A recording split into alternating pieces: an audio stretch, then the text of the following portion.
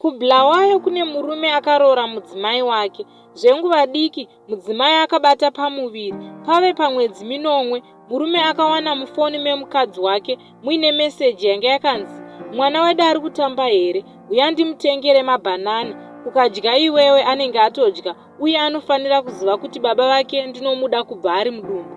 Murume akati kumudzimai, ndiani uyu, ari kuti chii munhu uyu? Mudzimai akati, ndisekuru vari kutamba nemuzukuru wavo, kureva hanzvadzi yake.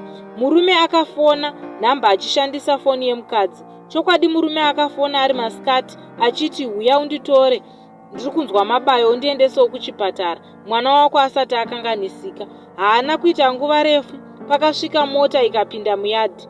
Munhu akauya nemota, uyu ndiye chikomba chainzi sekuru, asi hachitozivi muridzi wemukadzi. Murume anove muridzi wemukadzi akatobatsira chikomba kusimudza mukadzi wake achiisa mumota. Chikomba chakati kumuridzi wemukadzi, maita basa kutoenda kuchengeterwa mukadzi achirwara, achibva abudisa $10 USD achiti ndiko kugarisana kwakanaka. Haana kuziva kuti ndiye muridzi wemukadzi.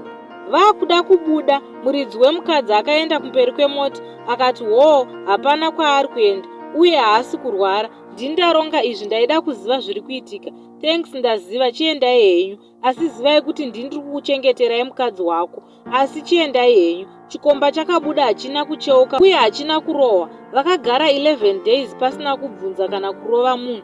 Asi akaudza hama dzemukadzi nyaya yese, akati asi ndamuregerera, bhati mukadzi akazowanikwa akafa, akavhurwa muromo, makaiswa makondomu, akachekwa nhengo yakavanzika, yakaiswa makondomu mukati nemari. Mabhondi akanyora tsamba kuti handichengete magora. Ndaenda ini Zimbabwe nepasi rose. Todii nenyaya dzakadai dzawandisa vedu wei?